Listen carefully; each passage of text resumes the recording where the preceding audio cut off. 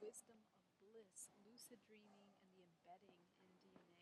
Very excited and very happy to introduce Dan Winter. Welcome, Dan. Hello. Yes. Wait. There you are. Would you like to unmute, Dan? Yes, coming. Okay. Yes. Is my sound okay? Can you hear me? Yes, your sound is perfect. Oh, good. Yes, I have my headphones on, so it should be good sound. Well, I'm so delighted to be with you. Geraldine is one of the inspiring people in our community, and she has a wonderful aura and a sense of presence, and I would even say baraka, as the Sufis would say. Well, thank you so much. And it's such an honor to have you here. And your work is just incredible and plays a huge role in our understanding and integration of spirituality and science. So it's amazing. You have a lot of fans here, by the way. So I'll let you take it away. Go ahead. Thank you. I'm really happy to be here. As most of you know, I've spent my whole life teaching the physics of consciousness, the science of bliss. My background is, of course, with IBM, systems analyst and electrical engineering, psychophysiology, biofeedback. We have 8 biofeedback apps on the App Store.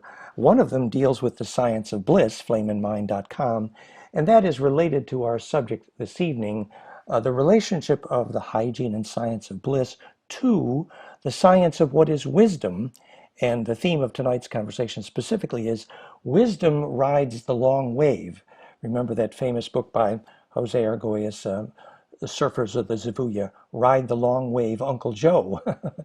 What is the long wave, and why is it that the long wave science, what I call embedding or nesting embeddability, where the short wave is able to nest non-destructively in the long wave, and that relationship of embeddability, perfect nesting, perfected with something called conjugation of phases, phase conjugation, that process of embedding a short wave into a longer and longer wave eventually generates what's called a coherent longitudinal EMF, which I believe is the physics of ancestor memory and what you take with you through death and the Ba from the Ka and all these, the rainbow light body and the Kesjan body.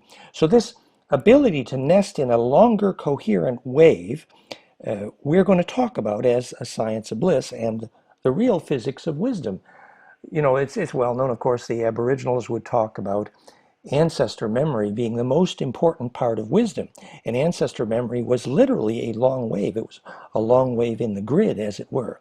So the first part of this lecture this evening, I've got some fun visuals lined up if my toys work, will be about how it is that this longer wave braid implodes and nests in DNA measurably in the process of bliss. We call it fusion in the blood.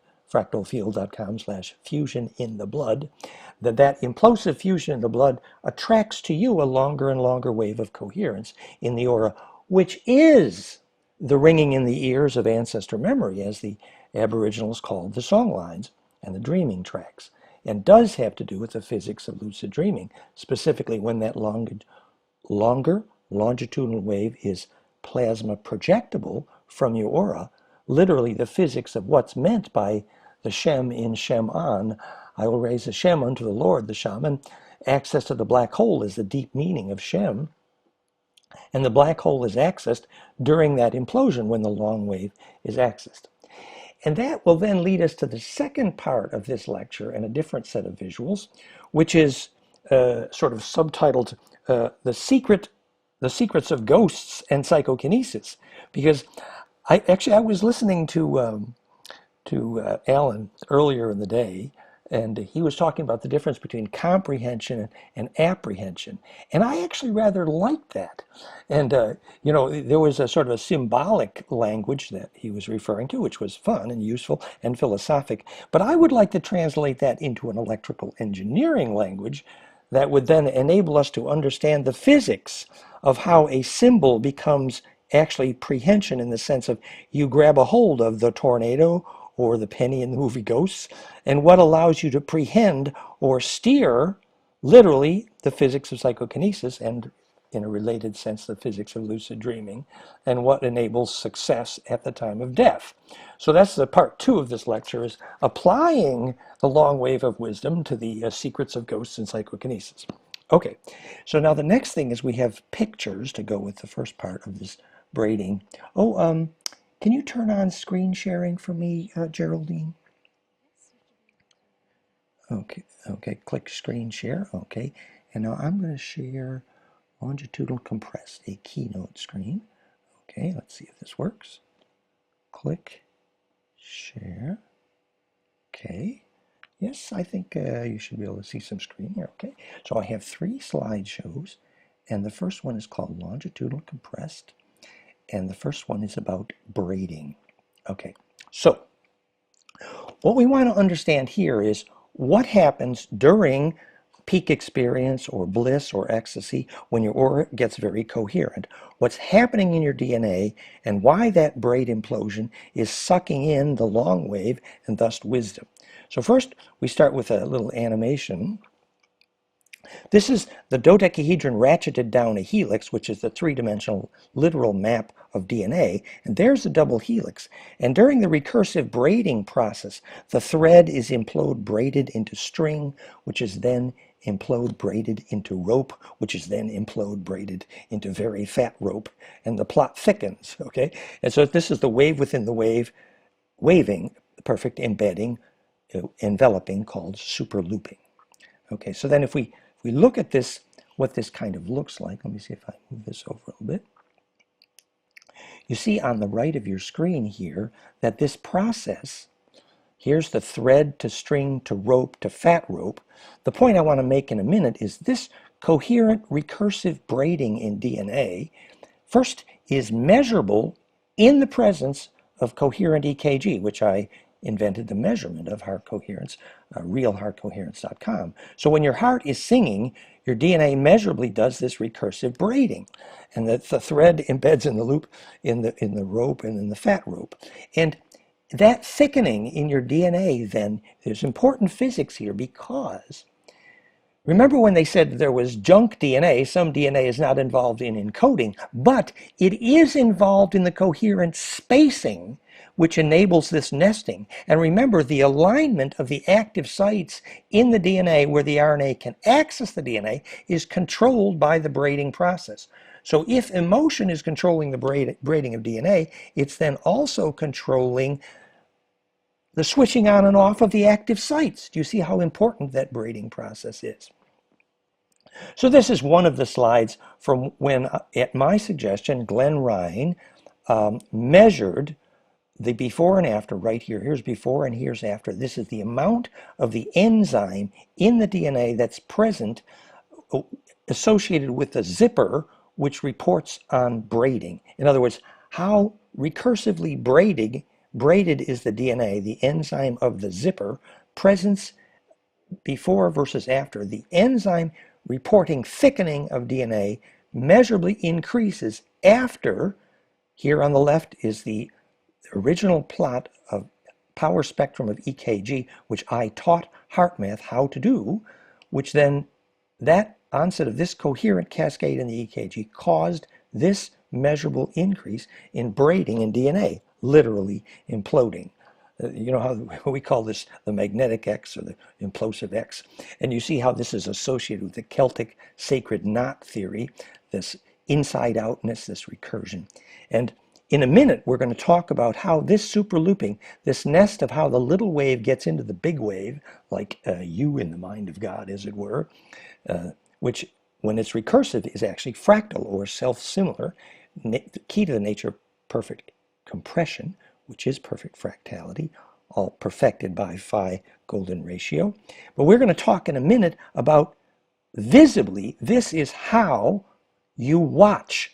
If you could see the shaman's aura, when the shaman is steering a tornado, you would see the plasma streamers from the shaman's belly embed in the tornado and thus allow the shaman to steer the tornado, just like this top left picture here, called eating the hoocha or eating the anger. So you're embedding in that tornado, and that embedding enables you to ride the longer wave, become its centripetal center of gravity, and thus steer the tornado. Remember that tornadoes or twisters or vortex or worm theory is what all of physics is made of. So if you can steer one tornado, you can steer them all. So this braiding embedding process is so central. And so also we're depicting here how this perfect nesting or super looping is the problem solved by the perfect heartbeat, where harmonic inclusiveness, allowing nesting of shortwave and longwave non-destructively, a problem solved by golden ratio fractality, and that fractality of your heart beat is a wave, your heart rate is a wave, your breath is a wave, and your day is a wave.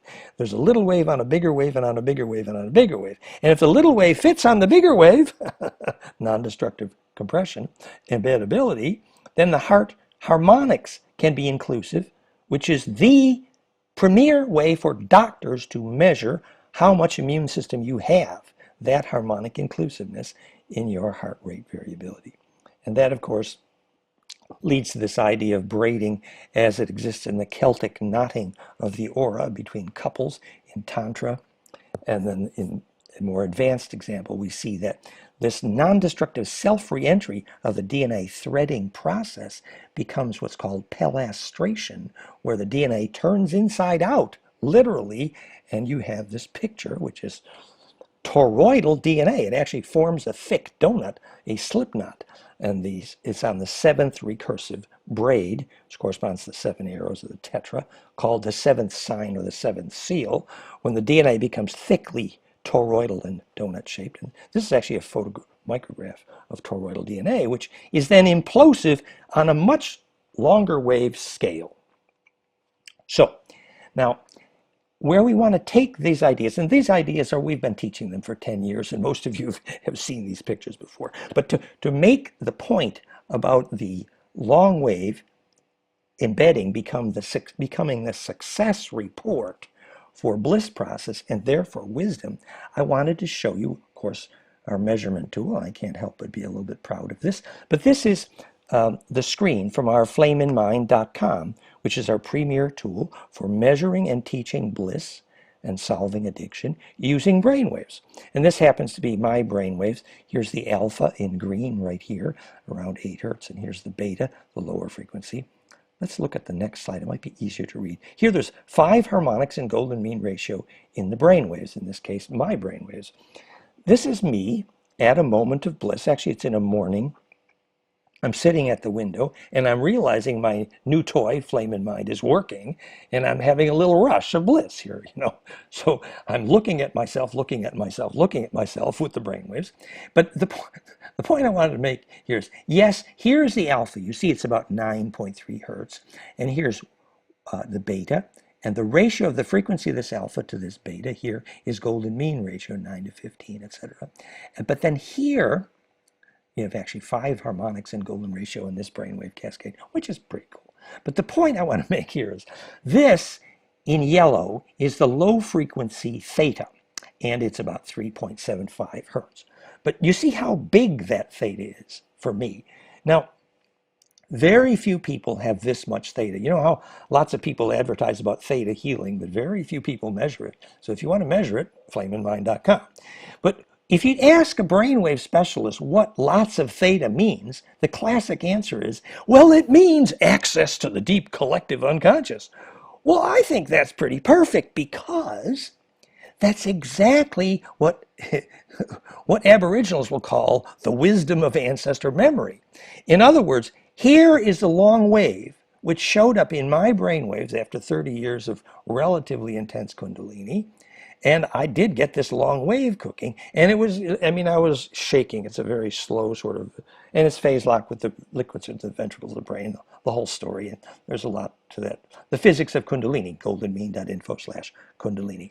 Point being is, here, during this kind of bliss, we got the long wave, and that is the physics, in my view, of the embedding access to long wave, the science of real wisdom, and probably why I'm able to talk fairly fast.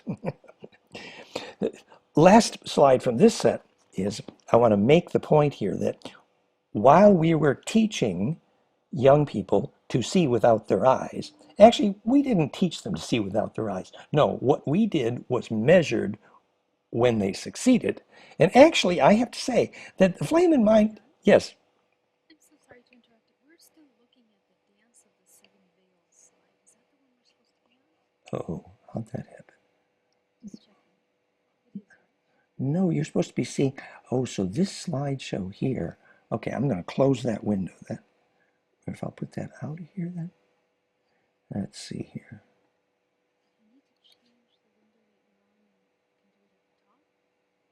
All right. I see. So that it didn't. Oh, let's do compressed. Well, maybe if I close it. Okay, so I have to stop the share. Just okay. Yeah, okay. There's three different keynotes here, and apparently when you switch keynotes, full sequence bliss supplement. So the next one we need bliss supplement. Let's try this. Okay. Okay, now this should be bliss supplement. Window, bliss supplement. Okay. So then you guys didn't get to see the brainwave. Oops. Didn't get to see the brain waves. So I guess whenever you're doing from one intervention to the other, just remember to change the window. Oops. Thank you, dear. Thank you so Thank you. much. Yeah. So this is the picture that you guys missed. You see the yellow theta here? That's the 3.75 hertz. There's that cascade. Sorry, you missed that. Okay. So there's that 5 harmonics and golden ratio in the brainwaves from flameinmind.com. So here's where this is where we left off. So when we're teaching kids to see without their eyes, and I was just explaining that we don't actually teach them to see without their eyes, we measure success in the same way that can you teach bliss by measuring brainwaves? Well, you can measure success, and that may help you to teach bliss, depending, dot, dot, dot. The self-empowerment process is when you can see it, you can do it better. So anyway, here, the point I'm making is when kids have this harmonic cascade, the harmonics here in blue are golden ratio harmonics in the brainwaves, and the harmonics in pink are octave. And when they get this cascade in their brainwaves, the kids say that their eyes are blind. She's blindfolded here. You can see it. They say that inside their head, a vortex tube has formed, literally a plasma tornado, which I insist is the only physics of consciousness, period. There is no other way to talk about it but a plasma tornado of charge, perfectly explaining how you can take that vision through death and how you can take that vision outside your body. So it's very important to understand that this plasma vortex charge tornado inside your head is exactly how the kids are seeing with their eyes. They say a little vortex formed inside my head, and I look down through it and I can see through a tube. They all say the same thing. The point is the brainwaves harmonics are allowing them to grab this vortex tornado by the throat and squeeze it, imploding it, and making the tornado vortex of plasma called consciousness form an eyeball. Ain't that cool? So literally, it's the eye of the tornado, and that's not a metaphor. It's the real thing, so to speak. Anywho, so now we're at slide number 22 here. So this is all about the science phase conjugate, but I wanted to then talk about song lines. So the point is that when this plasma vortex forms coherently, now I'm going to stop the share and switch slideshows. I'm going to get good at this. So when this vortex forms, the deep electrical engineering, if you care, and you should care, is that the transverse up and down electromagnetic wave gets squeezed down a vortex, pine cones kissing noses, and squeezed out, tuned exactly to Planck length, the key signature of the universe. And at that threshold, a compressional wave emerges called longitudinal EMF, incorrectly called scalar or torsional, the physics of healing, the physics of centripetal forces, the physics of nuclear devices, and longitudinal interferometry, the physics of the collective unconscious, where wisdom lies. And that long wave has to inhabit an array. The reason is because that array, Indra's net as it were, dodecaecosa, has to be fractal because the lines have to cross non-destructively, the same place where the Earth magnetic lines cross in a dodecaecosa called sacred space, where radioactivity critical mass is measurably reduced, and where labyrinth stone circles and lucid dreaming are more possible, and where telepathy is measurably much more likely, because at those magnetic cross points you get this array mechanics where the vortex can kiss noses accurately, and there the longitudinal interferometry compressional waves can again interchange inertia with the transverse up and down electromagnetics, which is the physics of all our communications science. So basically, you got to get to one of these sacred nodes if you want the DNA radio to work, and that's proven in the physics of telepathy. Cozy-Rev mirrors never work for commercial telepathy unless you put them at these sacred nodes, the array. So we were just going to show a few pictures of that array science, and for that we need full sequence slide number 384. Oh, there's such pretty pictures. Let's just take a minute, see if we can find them. Explosion, full sequence, here we go. Okay, and then slide number 384. Oh no, I didn't get the right full sequence, here we go. 384. Okay, are you seeing somebody underneath a tree here? Can you see, is that the slide you got? Explosion, full sequence. Yes. Okay. So this is my partner, Jan Soren. He's actually under a tree measuring whether this tree is feeling the Schumann harmonics right here. We're taking a power spectrum, a weak capacitive field of that tree, and we can measure the life force of that tree, and we can predict in advance which tree is going to live or die. We actually measured this. This is in Netherlands. We found one tree that was dying. We measured, and there was a big harmonic at the wrong frequency. It turned out there was a metal fence very nearby pointing right at it, and the electric field of that metal fence was killing the tree, and we could measure it. So this is us measuring sacred space in a tree. And so this is an introduction to grid dynamics. So there's now these magnetic maps of Australia. We were working in Australia at this time. And this is the point here. So here is a magnetic map. In this case, it's around Canberra, I believe. And this was with our partner, Rob Gourlay. The point is that the satellite measurement of magnetic flux density is in white here, meaning high magnetic flux density. Notice how the roads in black seem to be converging on the magnetic lines in white. Now, the reason the roads seem to follow the magnetic lines is because the Aboriginal dreaming tracks eventually became the Australian roads, and they converge where magnetic lines cross. So you can actually predict fertility by making a magnetic map. Point being, magnetic flux permissivity in white here is the physics of songline dreaming track. And this is the physics of the magnetic rivers of ancestral memory. This became the Templar star maps. You can see a lot of this at goldenmean.info/Buehler, B-U-E-H-L-E-R. So the Templar star maps all use these fractal array magnetic grids. Inhabit the Array is the title of my last talk on this subject on our YouTube channel, youtube.com/Dan Winter Fractal Field. So this is the slide about when our wonderful teacher there, Auntie Lorraine, Aboriginal wisdom teacher, when she died, the storm that went across the Australian continent at her death followed the song line of her ancestor memory. We understood why that storm followed the song line, and there was a Aboriginal teaching around that. So this is some physics of how that array forms, and this gives you an idea. Here is Kepler saying, planetary orbitals are nested platonics. Well, actually, that turned out to be real physics later when we discovered the cause of gravity, because the non-destructive charge collapse enabled by nested platonics, which, by the way, literally the atomic table is only nested platonics, both in the case of electron shells and nuclear hadrons. So you nest platonics, you do get precise golden ratio non-destructive charge collapse, hence a grid. This is our Star Mother Kit, goldenmean.info/grid. So this is how we inhabit the grid.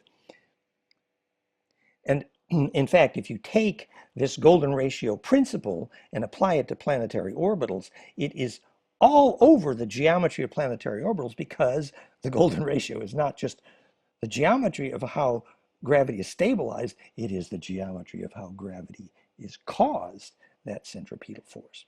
And just a last slide in the series.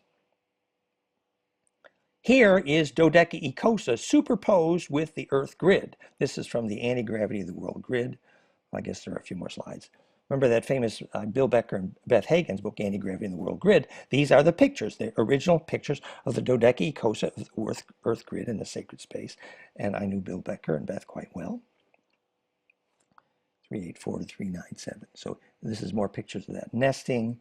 And then this is the software we're working with at the phi grid, where you could actually take your latitude and longitude, plot it, and launch and plot whether you were on the phi grid. This was from Thomas Waltizek in Austria. But you see this, so inhabiting the grid is the way you embed yourself in a long wave and thus access ancestor memory, the physics of wisdom. Remember when Korotkov famously followed the Kogi to where they made phone calls to ancestors and measured the fractality of the air and thus defined sacred space. And then he and I met and discussed, and we agreed we're measuring exactly the same thing by measuring harmonic inclusiveness in the aura. So this is about inhabiting the song line and inhabiting the array. It's 144, 26 to 27, array mechanics. Okay. So let's ask ourselves, have we made the point that we all know that stillness is what enables you to inhabit a long wave? It makes sense. You know, once you get to that still point, you feel a longer and longer wave embed around your aura, and your aura gets bigger. It also compresses better, which means then there's something at the center which is plasma projectable, namely longitudinal coherence, and that longitudinal wave projecting is sometimes called the Shem in Shemon, plasma projectable, or the Jed in Jedi, and or the Ba from the Ka.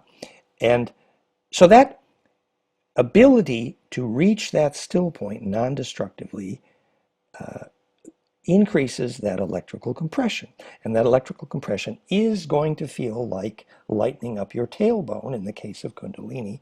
It's at least going to feel like, you know, what you would call ancestor presence. Your hair stands up, you've attracted charge, you feel that stillness, and eventually you hear the ringing in the ears, and the ringing in the ear is called sangreal, or song in the blood, which is the physics of ancestor memory. And remember, in the Kundalini physics section, goldenmean.info/Kundalini, our 4 new films, that we depict the actual low frequencies associated with Kundalini, and then we measured the ringing in the ear frequencies heard by meditators, plotted them on a chart. This is when I was working with Bentov, Stalking the Wild Pendulum, Biomechanics of Kundalini. And so the ringing in the ears correlate measurably, and I helped him with his capacitive accelerometer, how we measured that. And so the ventricle horns are literally rotating in response to a magnetic torus around your head, converging on a still point, and the ventricle liquids become more crystalline. That's called getting horny. It is a conserved sexual juice, as we've joked many times. And that is the crystallization of a long wave. The point being, that is called song in the blood for a very good reason. That phonon, we mapped all the phonon physics at goldenmean.info/Kundalini. You know, my partner Valerie, she knows which ancestor is calling by which ear is ringing and how the ringing sounds. And I discovered after some years of Kundalini that although my clairvoyance was limited, that I did have a fair amount of clairaudience, which I actually discovered when I was living on the Cherokee Sacred Burial Ground there in North Carolina, and I could hear the Cherokee ancestors wailing in their burial ground, and you know, my hair would stand up, and I realized that I was hearing ancestor voices quite literally. And so I began to understand the physics of clairaudience, and subsequently in certain sacred spaces, and Valerie's always asking me, well, you know, who's calling, who's ringing your ear and wants to talk to a certain ancestor. And once in a while I'm successful. I'm not good enough at it because I'm not disciplined. But if I were disciplined at it, my clairaudience could be a life-consuming skill. My mother, incidentally, was clairvoyant and a famous artist, thelmawinter.com. And we had a discussion once about why I inherited the clairaudience and not the clairvoyance. The point being, clairvoyance or clairaudience or even clairsentience, in my view, is the physics of a coherent relationship with this longitudinal interferometry, literally the grid, which is the riding of the long wave.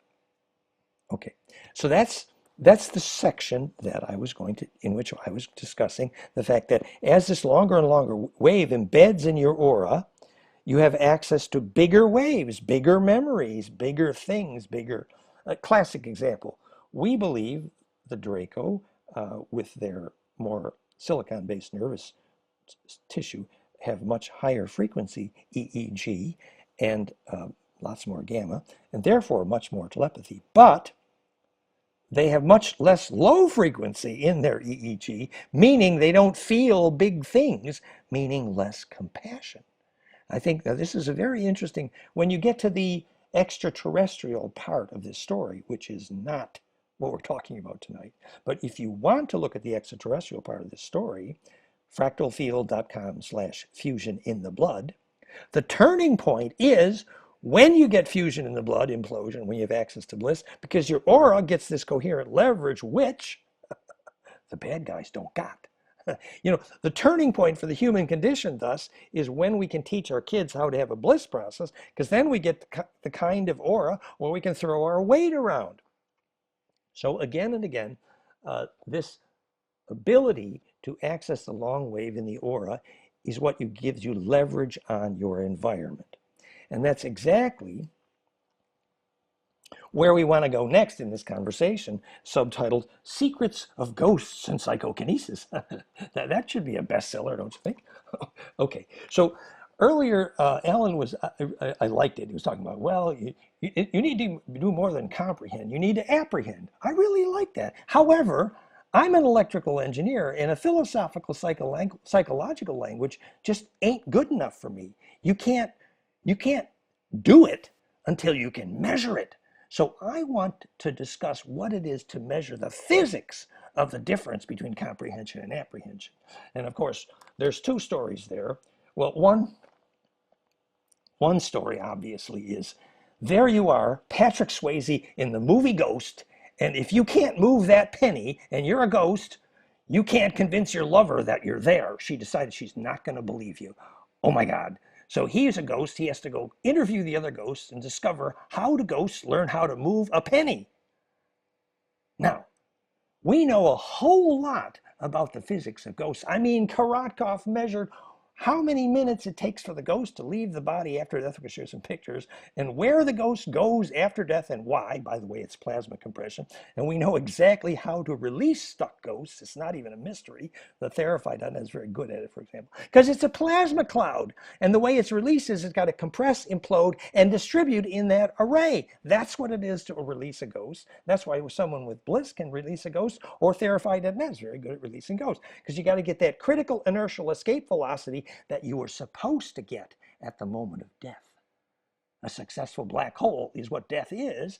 That's why you see those four visions, lattice, cobweb tunnel spiral, the Heimlich form, because you got to have a implosive compression black hole in order to get that inertial escape velocity to distribute your aura into the longitudinal array called the collective unconscious, which is a library of survival memory for 1 billion years. And to get in and out of there, you got to be theshareablewave.com.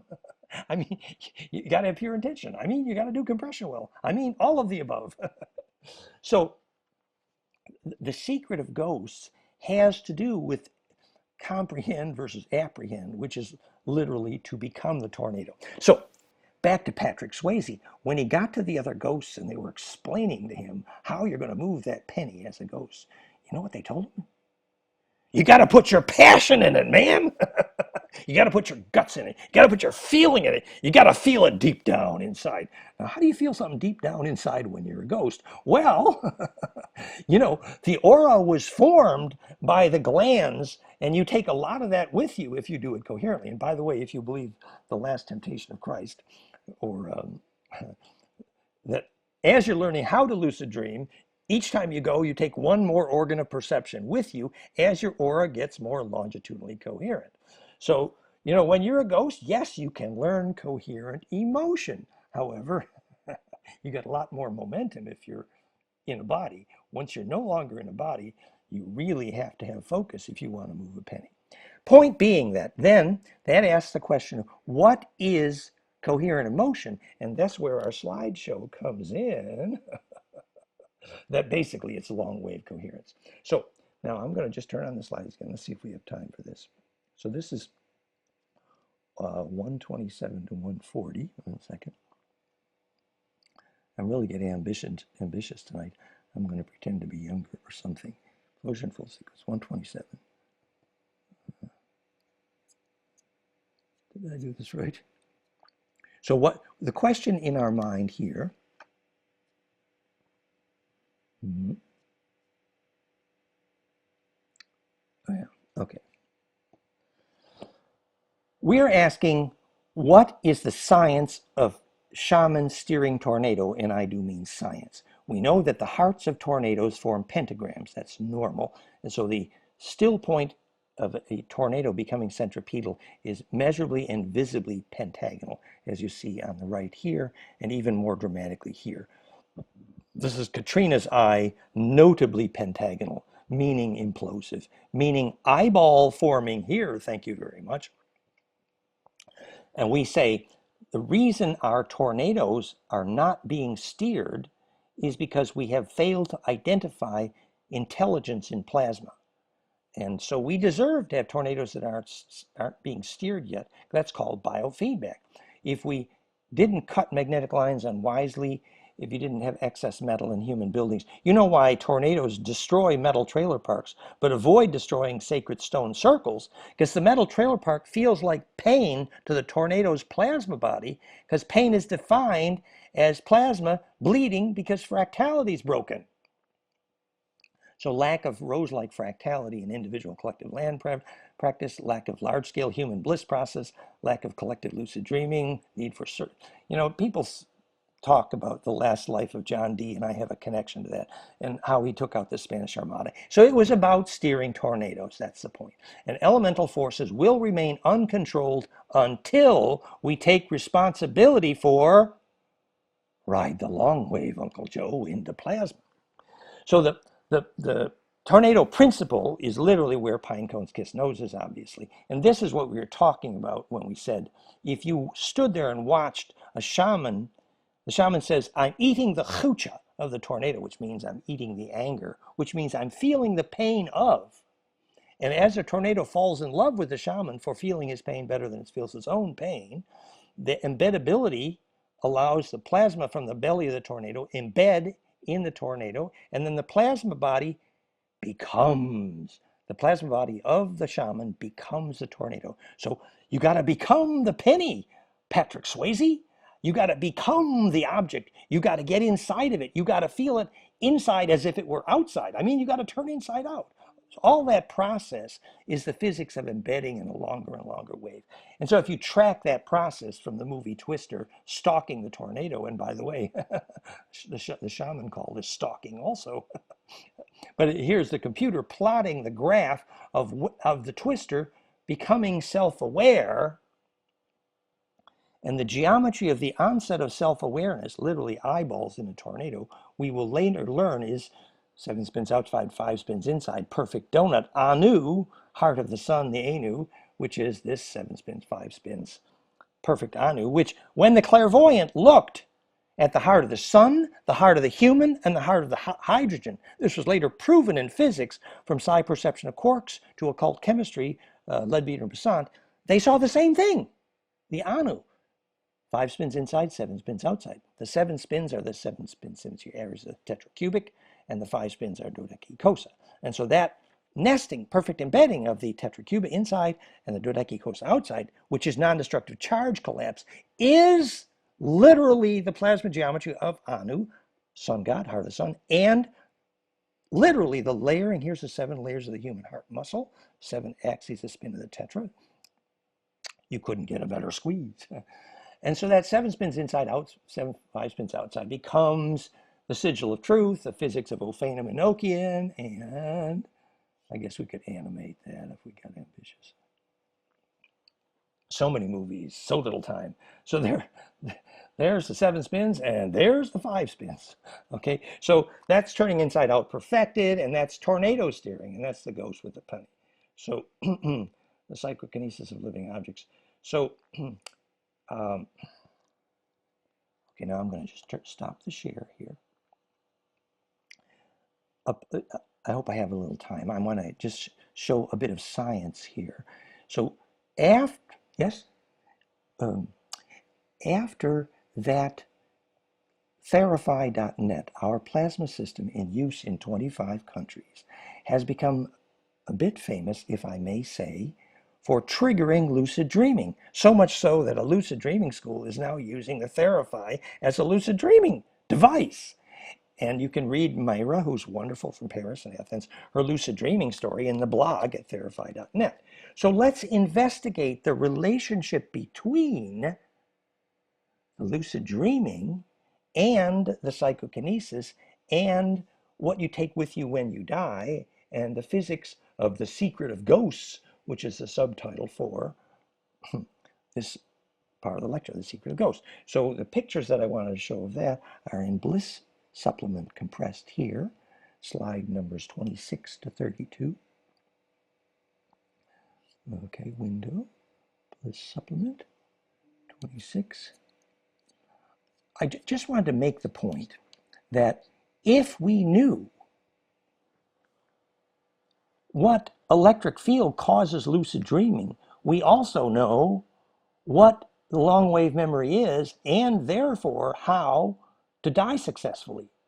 So this slide, are you seeing a picture of a ghost here now? You see our famous ghost pictures. Okay, on the bottom right and on the bottom you see, when someone dies here in a forest, not in a hospital, I don't think, this ghost, plasma, coherent aura, departing, is visible. And by the way, Karakov showed the departure of the ghost is measurable in the GDV. Point being is this coherent propagation of longitudinal EMF into the array, called the collective unconscious, is more possible in sacred space and requires charge distribution efficiency, sometimes called sacred space or the grid, a stone circle, for example, a labyrinth.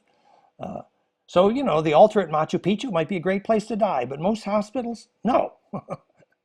So, and here is Karakov measuring the confirmation of the Tibetan Book of the Dead, that indeed, if you measure, he used a bunch of cadavers and measured the dissipation of the aura from the fingerprint, Kirlian GDV. And indeed, it was 10 and 36 hours after death when the ghost leaves the body. And then he measured where the ghost goes after death. And we'll show a picture. Basically, it's the definition of sacred space in our architecture is where the ghost goes after death because it needs charge compression, what Castaneda would have called the place of power. So here is the lattice cobweb tunnel spiral, the map to dying, okay? And remember when Danny Schreiber, and let's honor him here, after he died, his lucid dreaming partner, not only did he come back after death to his lucid dreaming partner and report that this is indeed what he saw, he also reported the infrasound he heard, the sonic low frequency implosion that went with the sound of successful death, which is all about your aura getting to that implosive still point to achieve that plasma propagation into the collective unconscious. And this is why it's a lattice cobweb tunnel spiral, because this is the sequence of braiding operations in DNA, allowing charge compression, inviting you to that array of charge distribution called Hey Ave, where the breast of charge takes flight, heaven, sometimes called planes of Sharon, which is the charge electron shells around gold powder planes of Sharon, which is charge distribution perfected, which is the Champs-Élysées, speaking a bit French, yeah, the illusion fields as well. So it's all about charge distribution perfected, Hey Ave, that array, that bliss. So now, if I look at bliss science, now what is the Therify doing that helps to enable that?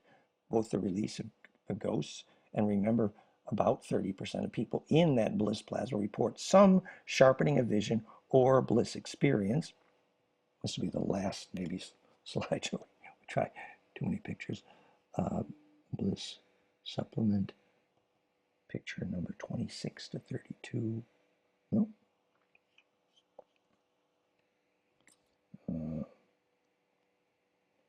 Bliss supplement, full sequence. 42 to 46.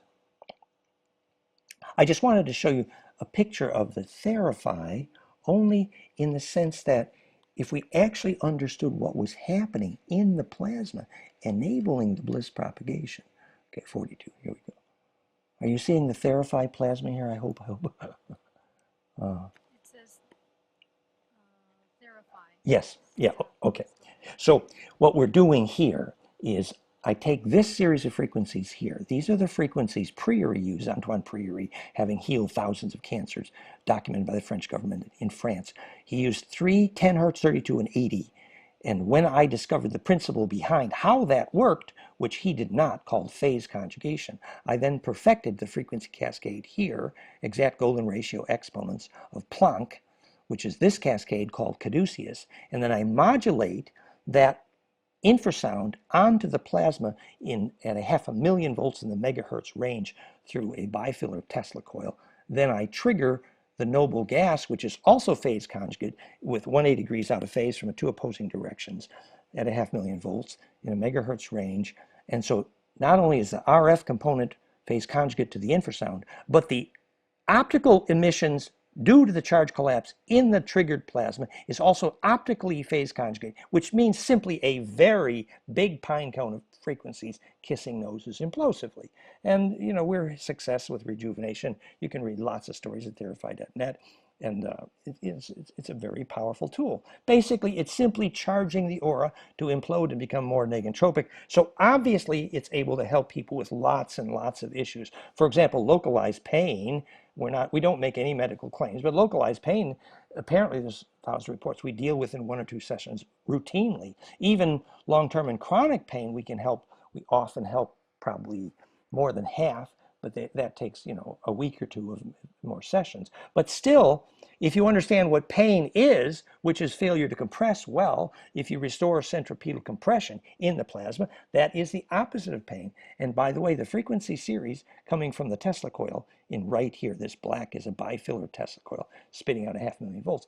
It's the low frequency component of that super strong magnetic field are the exact low frequencies that Elizabeth Rauscher used in her FDA successful trials for pain elimination. And subsequently, when I showed her the equation behind those frequencies, she credited me with inventing the word and the concept of phase conjugate magnetics. So we got phase conjugate magnetics, phase conjugate optics, phase conjugate RF, and phase conjugate infrasound, all imploding the same big pine cone kissing noses. And the reason why I had an excuse to show you these fun pictures here is because this is now a demonstrable lucid dreaming trigger. Hello, literally a remote viewer, yes. What's about? And here, this is a picture of the aura before and after. And these are the infrasound harmonic components. These infrasound harmonic components that drive Therify, you can buy cheaply and separately at flameinmind.com if you choose just the inexpensive Flame in Sound option, the world's most powerful binaural beat trigger for inducing bliss. So, well, have we made our point? The point is, obviously, you know, physicists today are arguing, well, is the universe made of charge or is the universe made of information? But now we know charge coherence, which is the symmetry that stores inertia in pattern density, is the only definition of information. So obviously it's information density. Charge symmetry is information density by definition. In fact, there's no other form of information other than charge density. And that access to a broad spectral version of that is obviously a definition of wisdom because it's context richness. Who remembers the name of that famous book about context dependency? It's called Grammatical Man, Information, Entropy, Language, and Life by Jeremy Campbell, in which he says, well, if you screw up 2 letters in the word, you can pick up the word by context. And if you screw up 2 words in the sentence, you pick up the sentence. But then if you screw up 2 sentences in the paragraph, then if you screw up 2 paragraphs in the word, and it's sort of like, if a few little things are messed up, if the big thing is ordered, you can restore by context. And ultimately, context richness is the definition of negentropy, self-organization, and the definition of embeddability, enabling the long wave to embed all the shorter waves. So the point is, the more you reach out to longer waves in your aura, the more you get access to the big picture. For example, me, you know, I had fun studying the physics of bliss, you know, that was cool. And then I had fun studying the physics of plasma, and that was cool. But then I really wanted a big picture. Then I started studying ET history. I wanted to know the origin of humans on the planet. I started by studying the origins of the extraterrestrial origins of religion. The point is, what I was looking for was the big picture of the big picture of the big picture of the big picture. So I was always looking for the longer wave. So I guess I followed Jose Argoyas' advice when he said, ride the long wave, Uncle Joe. And uh, let's see if there's a story to this Maury. Um, when when we realized that, first of all, there's tens of thousands of intelligent humanoid species in this galactic sector alone, and the Earth humans have been being parasited for thousands of years by many races of ETs, not just the Draco and the Nebhu, and I recommend you read about it with Elena Denon or at fractalfield.com/fusion in the blood. But the turning point when your aura spits out the parasites is when it's charge implosive, which means when you have access to bliss. So we're always saying, once you have access to bliss, you are functionally no longer a parasite because you have your own source of charge. But not only that, but the charge implosion triggered by bliss is what sorts not just parasites from your guts, but parasites from your aura. And we made the point in that history of the ETs, all of the secret space program survivors and all of the Greys who did the abductions, they were always, always, always looking for the lucid dreamers. Why? Long wave in the aura. You know where that story started? Remember, Joseph had the gold cup in the seeds in the Bible, and the little brother Benjamin, they found the gold cup in his seeds. That's because the genetics of that lineage had the long wave of embedding of the rainbow technicolor coat of Joseph, who was a lucid dreamer. and you remember in that section of the Bible where Enki, Osiris, is explaining why he had an excuse to tell Noah that the flood was coming, because he was a lucid dreamer. Why did most of the abductions take place with people who had some indigenous blood? Because they were the lucid dreamers. So, we've said many times, this is the Humpty Dumpty's egg story. All the king's horses and all the king's men couldn't put Humpty the egg back together again. The royal families of Europe were manipulated like show dogs for genetic engineering for 1,000 years. Why? Because the Draco, red shield, the red blood, they couldn't make a soul. I mean, they couldn't make a kid who could lucid dream. That's why it's so important when we define culture by those who are able to teach their child to have bliss. Because if you can teach your child how to have a bliss experience, not only is that the definition of culture, it's the definition of the onset of lucid dreaming. And that's what enables you to take memory through death, the long wave. And I'm going to finish with just a little bit of an ad here from, the ad is from, we were sitting there with Credo Mutwa in South Africa. And he's explaining to us that the day the police came and held down his granddaughter and force vaccinated her was the day she stopped lucid dreaming. I'm only offering an anecdote here, but I would say that then if you look at, the reports are looking at those who have been vaccinated, you often see the center of the plasma dissociate from the center of the body, called being beside yourself. And the reason things like Therapy plasma are so helpful with things like vaccine side effects is because they're centripetal. Pull yourself back together, Uncle Joe. I mean, so that pulling yourself back together is to restore the centripetal forces. So, and that is the ability to get that kind of aura, the rainbow light body, the Kesjan body, the Bafalaka, which enables you to take that coherence into the lucid dreaming, into the Jedi Knight, into the Shem On, into the plasma projection we call remote viewing, which is all about riding that long wave and that long wave distribution in the array, which is fractal, literally a fractalfield.com. So that ends what I've prepared for this evening.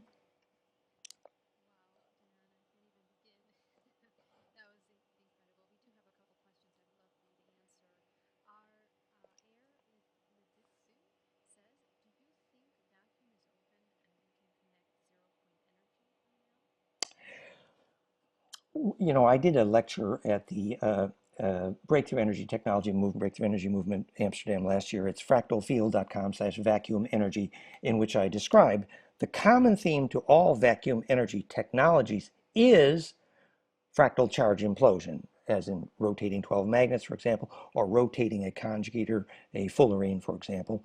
So imploding charge to become a fractal is what sucks the inertia from the vacuum. You literally become more fractal than the Earth underneath you when you pay your debt to gravity and float, which is actually the physics of propulsion technologies. For example, if you take the microwave frequency series of the EM drive, you see the cascade of microwave, if it were retuned to phase conjugation to Planck, you would make more gravity. And the physics of charge implosion that makes gravity is the same as the physics of the charge implosion that coheres charge from the vacuum. So again, if you looked at fractalfield.com/vacuum energy, you'd see many stories about that. Point being is that if you'd like to ask a scientist on how to cohere a vacuum, since the way you cohere the vacuum is to implode charge is the definition of gravity, therefore, it's probably not helpful to ask any scientist who does not know why an object falls to the ground. Don't ask that scientist how to cohere the vacuum because they don't know. The same fractality that causes gravity is the fractality that coheres the vacuum. Practical example, and here's the smoking gun. Golden ratio exponents of Planck are the three radii of hydrogen, my discovery, which is how hydrogen is the DNA radio, the center of water and DNA codons. It's a fractal attractor, literally implosive, key to vacuum energy. So much more on that at Link. Fantastic. And Jupi says, oh, so there can't be a soul without an array, like the woman carrying the broken jar that spilled the meal. Uh, Basically, do you understand the question? well, the broken jar was the grains that symbolized the seeds in the DNA. That was the metaphor from the biblical.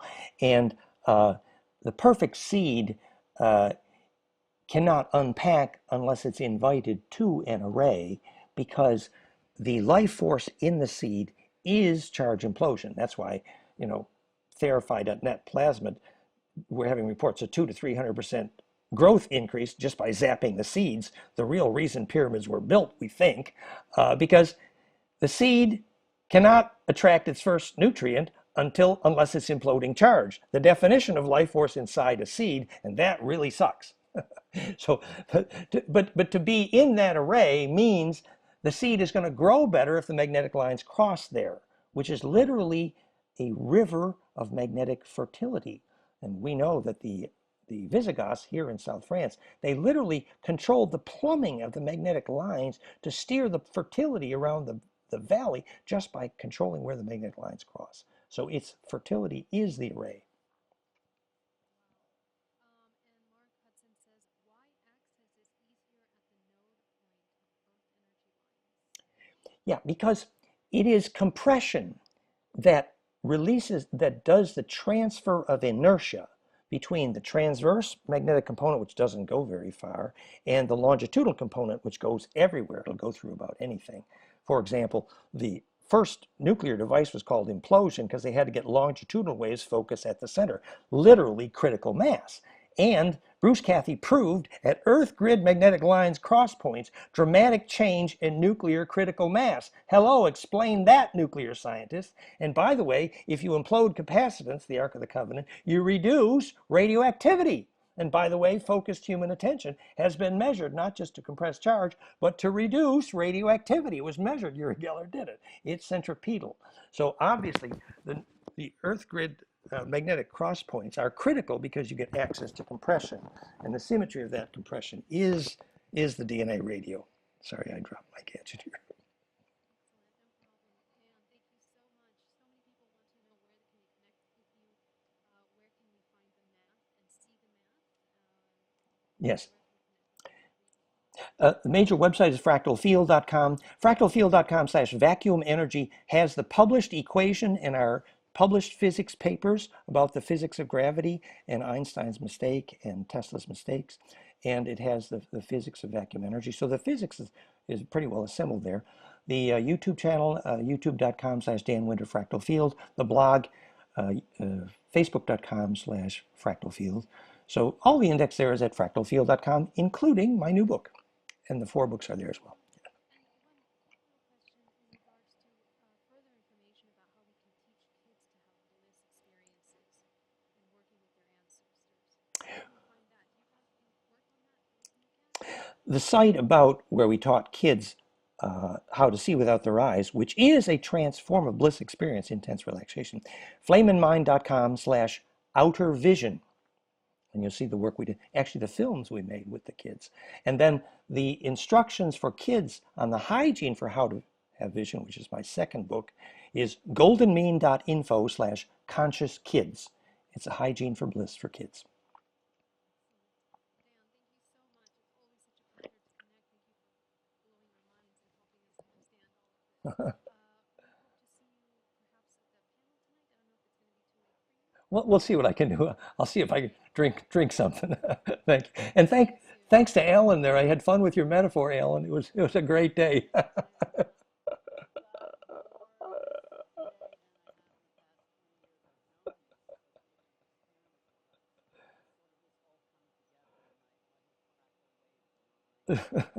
Comprehend, apprehend.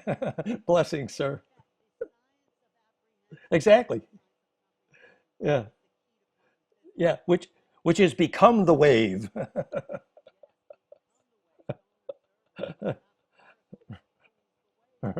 Amen. Exactly. Blessings, sir. Thank you. Thank you. Bye bye. Bye.